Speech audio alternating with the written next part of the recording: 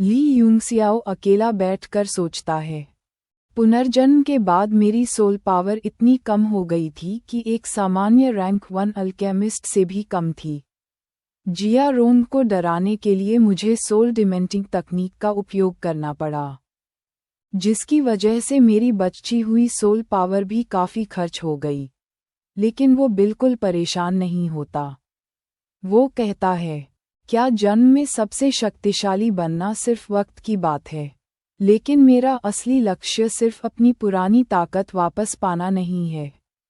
मैं अपने पिछले जन्म से भी ज़्यादा शक्तिशाली बनना चाहता हूँ और लेजेंड्स के दायरे तक पहुँचना चाहता हूँ। फिर ली यूंगसियाओ बताता है कि उसकी सबसे बड़ी ताकत न तो उसकी पुरानी यादें हैं और न ही तानाशाह बॉडी टेम्परिंग तकनीक।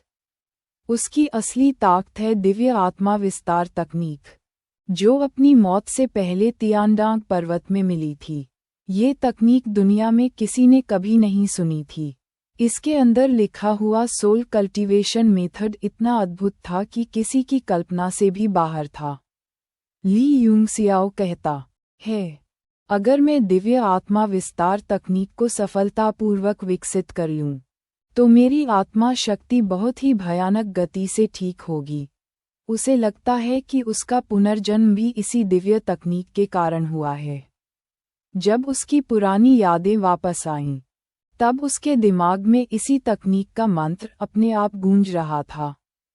फिर वो खेती का असली राज बताता है। दुनिया के किसान दो श्रेणियों में होते हैं। मार्शल कल्टीवेटर्स जो क्यूई ऊर्जा को ट्रेन करते हैं। अल्कमी कल्टीवेटर्स जो सोल पावर को ट्रेन करते हैं। और कुछ लोग अपनी बॉडी स्पिरिट को भी ट्रेन करते हैं। ली यूंगसियाओ कहता है कि असली पावर तब मिलती है जब बॉडी, एनर्जी और सोल तीनों को एक साथ पीक लेवल तक पहुंच जाए। उसके मुताबिक फेंग्यून रैंकिन के सबसे शक्तिशाली मार्शल सॉवरेन्स ने भी सिर्फ 3 साल में से 2 को ही पीक तक विकसित किया था। उसका पुराना दुश्मन गु फियांग भी 9 हेवंस दायरे के चरम पर पहुंच गया था, क्योंकि उसका शारीरिक शरीर कमजोर था।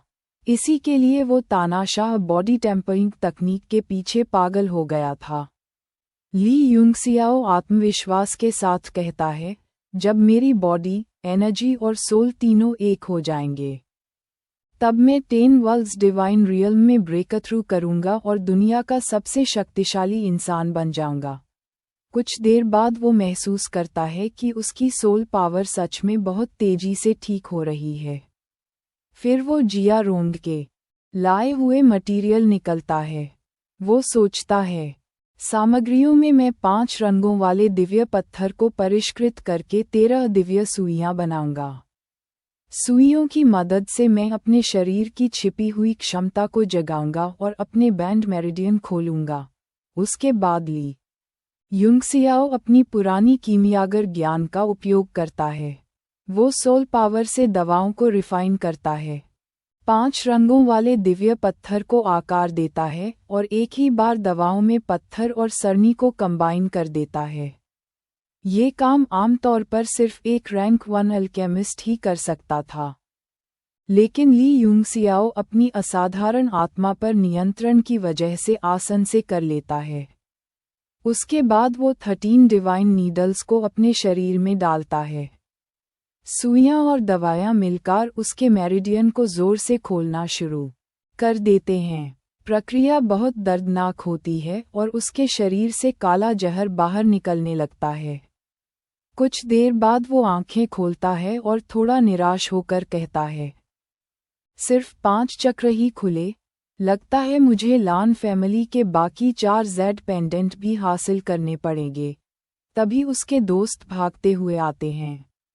वो उसका पीला चेहरा देखकर घबरा जाते हैं और कहते हैं, यंग मास्टर यूं, क्या लानफी ने तुम्हें जहर दे दिया? ली यूंगसियाओ हंसता हुआ कहता है, नहीं, ऐसा कुछ नहीं हुआ। मैं सब समझ देता हूँ। जब वो बताता है कि उसने लानफी और उसके सारे आदमियों को हारा दिया, उसने लूट लिया और साथ ही अपने मेरिडियन खोलकर 5 चक्र भी खोल लिए, तो उसके दोस्त बिल्कुल शॉक हो जाते हैं। एक दोस्त उत्साहित होकर कहता है, मुझे पता था, जनरल फी लॉन्ग का बेटा कभी हार नहीं सकता। दूसरा दोस्त कहता है, जब हम ग्रेजुएशन करेंगे तब अपने परिवारों की सेना लेकर लान फैमिली को सबक सिखा देंगे। लेकिन चेन जेन थोड़ा गंभीर होकर कहता है, यंग मास्टर यूं और भी ज्यादा खतरे में हैं। अकादमी में छात्रों के बीच लड़ाई की इजाजत है, इसलिए परिवार जरूर बदला लेगा। फिर वो याद आता है कि लैन फी कोई बड़ी समस्या नहीं है।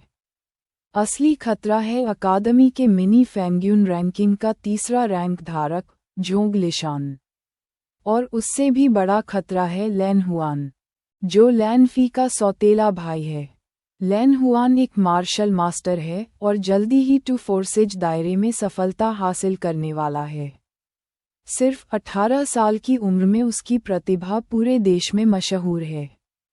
सब लोग उसका नाम सुनकर टेंशन में आ जाते हैं, लेकिन ली यूंगसियाओ बिल्कुल नहीं डरता।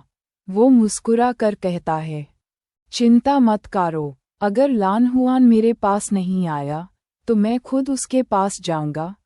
फिर वो जल्दबाजी हुई एक और चौंकाने वाली बात बोलती है, मुझे तो बस उसके पास वाली 5 रंगों वाले दिव्य पत्थर का इंतजार है। ये बात सुनकर उसके दोस्त अपना सर पकड़ लेते हैं और चिल्लाते हैं, युवा मास्टर यूं, कृपया स्थिति को और खराब मत कीजिए। इस तरह अध्याय खत्म होता है, जहां सब लोग लैन हुआन से डर रहे होते हैं, लेकिन ली यूंगसियाओ उससे भी सिर्फ एक और अवसर के रूप में देख रहा होता है।